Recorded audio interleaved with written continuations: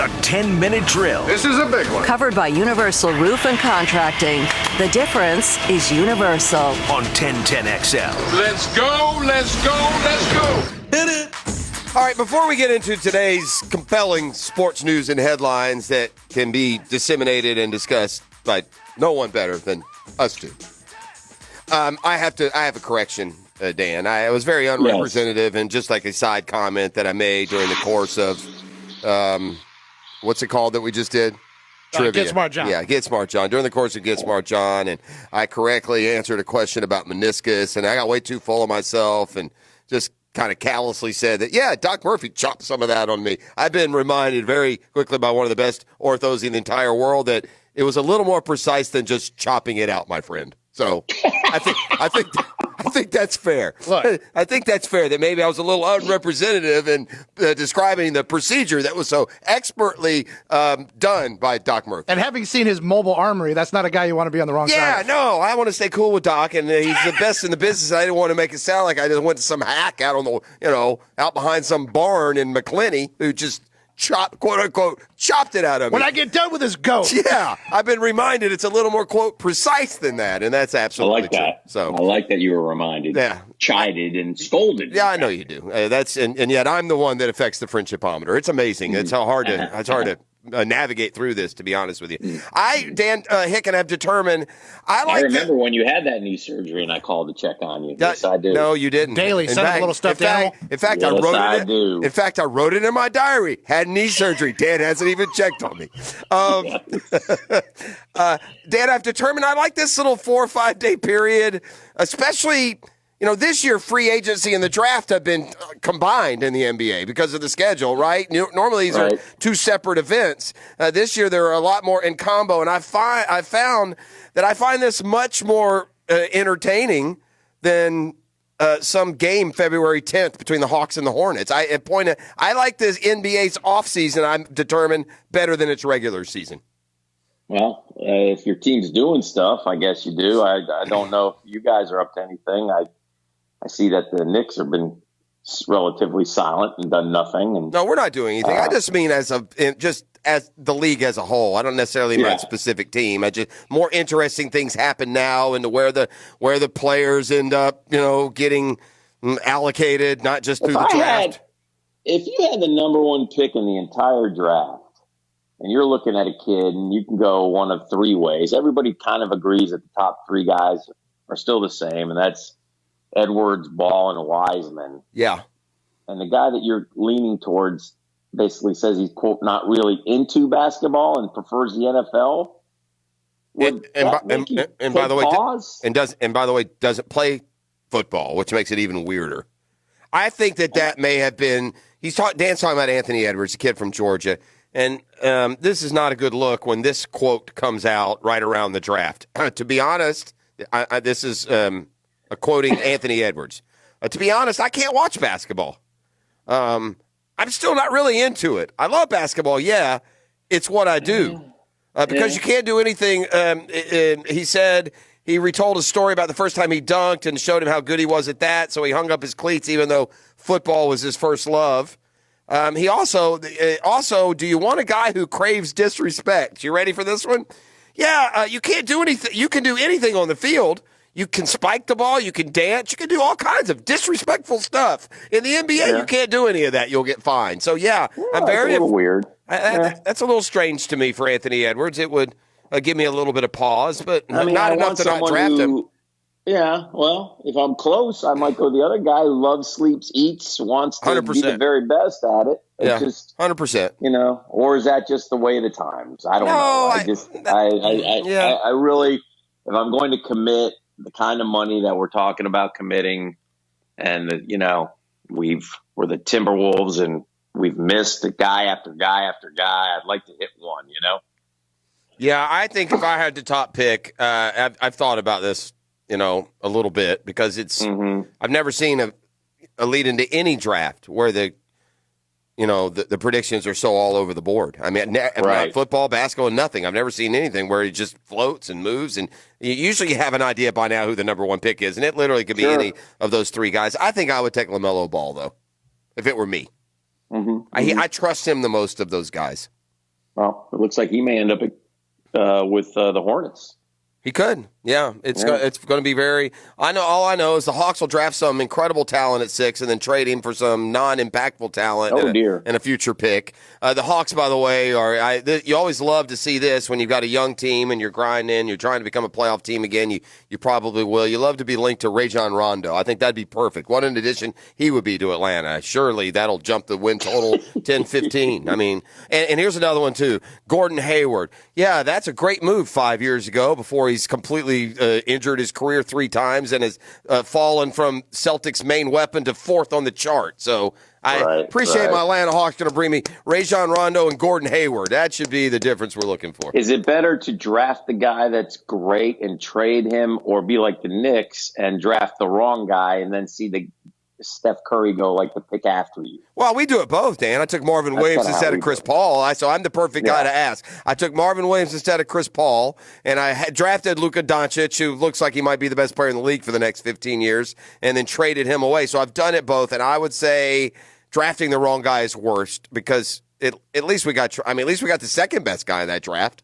I mean, if there's any saving grace, at least we didn't get just like a complete stiff. We got an all-star, but drafting the wrong guy, it's much worse. Yeah, because if the Knicks had Steph Curry, the entire history of your franchise is rewritten.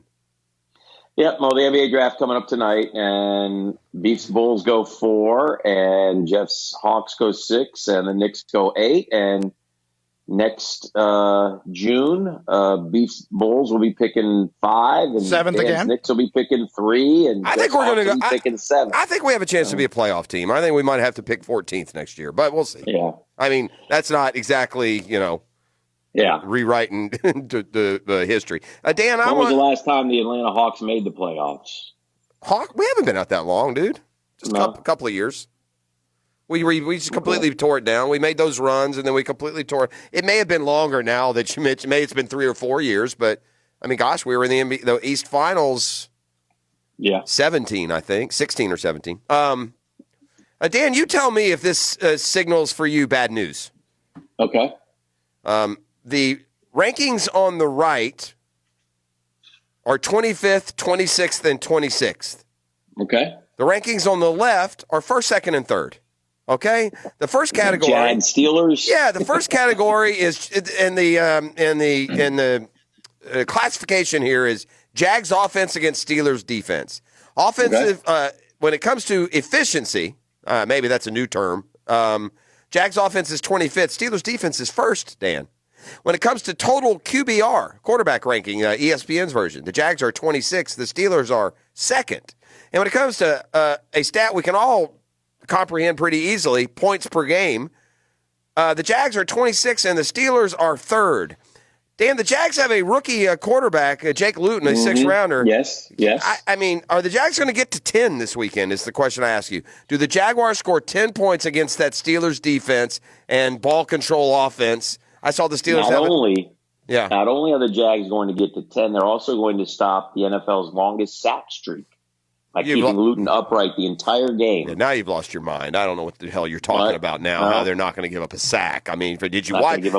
Did you watch the end of the game on Sunday when we had the ball at the 40? It just needed to get it in, and he got sacked on the last 2 plays of the game. Did you see that? I did see that. Was Green Bay then? I mean, what is wrong with you? Of course he's getting sacked. I love your sunny optimism, though, friend. We need more of that in this town. I don't have much Sunday. I tell you what, I got some breaking news this morning. Oh, well, good. As our friend Pat Dooley from the Gainesville Sun says he's done with the Sun. His last day is December 1st. Really? His choice. He says they're treating me well, not deposed football coach well, but well. He'll have a new email. We'll continue with his radio and his podcast. But yeah, he is no longer going to write for the Gainesville Sun. It's a dying breed. It's a smart move. Pat Dooley has done a wonderful job for the Gainesville Sun for a lot of years. So I think Dooley is and he's probably thought of this, Dan. I think Dooley is one of those guys who has searched and sought enough that he could do patdooley.com and get the set and not need the Gainesville Sun as a platform. Yeah, maybe, but I'm sure he's got some plans. But anyway, I think it's I mean, look, Pat was there a long time. I don't know how long he was there for, but I mean, Pat's been Mr. Gator football and for a long, long time. I mean, when I was a student, there was Jack Hairston. No, Pat Dooley got there when I was a student. Hairston was already like emeritus at that point. I mean, he would still step in and write a. I grew up with, in Miami with the Miami Herald and some titans of the industry, Edwin Pope and Bob Rubin and some great writers there. Yeah. Part of the reason why I love sports casting and writing. But what always struck me when I got to Gainesville and talking about these guys, Jack Hairston, who was the Gainesville Sun columnist in the early 80s when I was there, he wrote, it always struck me, he wrote about Gator football every single column. Well, that's smart in Gainesville. He never wrote about anything else. Amazing. Wow. I was growing up in Middle Tennessee, and I used to really enjoy reading Toodlum Haywood break down the Mule Day Parade. Yeah, another real innovator, one of the grand artists of the industry. Toodlum Haywood there for the 33 years he was at the Sun. Anyway, congrats to him. For the Daily Herald, Hick, the Daily Herald. And if you think that the paper came in the morning, you're incorrect. Not in Middle Tennessee, baby. That paper shows up 3-4 in the afternoon. It's a Daily Herald. Yeah. So anyway, congrats to Pat and best of luck to him as he moves on with other endeavors. And I'm sure he will be very easy to find. Very quietly, we got a really interesting game on the Thursday night schedule. The Thursday night schedule is perked up here a little bit for us down the stretch. We've had some good games, right? We had Tampa and New Orleans just a couple of weeks ago. And now tomorrow night, a really big game, the Cardinals and the Seahawks. Now, look, both those teams are 6-3. The Cardinals had that crazy comeback win over Seattle on Sunday Night Football a couple of weeks ago.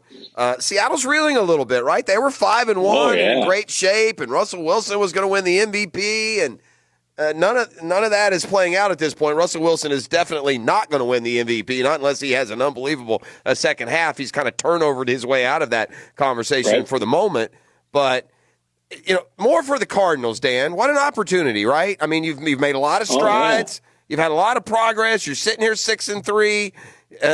Do you think that they have enough, and are they developed enough to go and compete in this game tomorrow night? Oh, absolutely, they'll compete. I think I picked the Cardinals, if I'm not mistaken.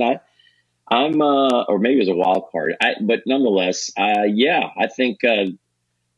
Here's the problem with that division. It's such a good division, but they're going to knock each other off. It seems like that's what they're doing.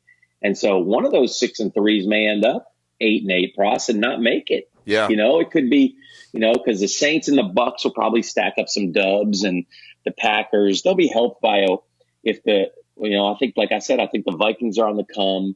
They won 3 in a row. So now the East is only going to get one team in there. So they may still make it. All three of those teams may still have an opportunity, depending on the amount of teams that go into the postseason. But yeah, this is one you want to put everything into and try and get that W. Seattle is reeling. The problem with Seattle, and we've said this all along, is their defense is not good. And then if Russell struggles at all, then they got problems. But their defense has been. They lost to the Bills 44-34. And they lost to the Rams. And so, yeah, you were right. And they have already lost to the Cardinals, don't forget, down there, 37-34. Their pass defense, Dan, is historically bad. Like, not just worst in the league this year, but, like, among the worst seasons ever when it comes to defending. And it's just so amazing how a team that just came up through the ranks and built itself on that defense, right? Legion of Boom. They stopped Peyton Manning after that record-setting year by the Broncos. They beat them in the Super Bowl. And now to be here and still be a dominant team and a really dangerous team, but the exact opposite of what you were is noteworthy for sure. There is a bit of good news for Seattle. And that is, even if they lose to Arizona, they would fall to 6-4. Yeah. Then they have the Eagles, the Giants, the Jets, and Washington. Oh well, golly, that's so a there's cakewalk. 10. Yeah, they're going to get to 10, and then they got the Rams and the Niners to close. They have another advantage. These teams in the West, those 3 6-3 teams. The number 8 team is the Bears, and they're 5-5. The Vikings 4. In other words, they got a 2-game lead in the loss column for the 7th and final playoff spot, and that's if we stay at 7. As we know, we may get to 8. So Anyway, Yeah, all right. It'll be interesting. Yep. Come back on the other side. I want to see what's trending. We'll do that today. Okay. We're going to get into some comments a little bit later. Maybe and maybe even when we directly come back. Mike Tomlin said something yesterday that bears a little examination, especially considering the last, say, 5 years of National Football League seasons. It's kind of a distressing look, quite frankly. But stick around. It's a CPR Contracting Wednesday on The Drill. Beef, caller number 2, tell them what they're going to get. Caller number 2 right now at 641-1010. Going to go home with a $25 gift certificate to dine on us at Moe's Southwest Grill. Enjoy, 641-1010.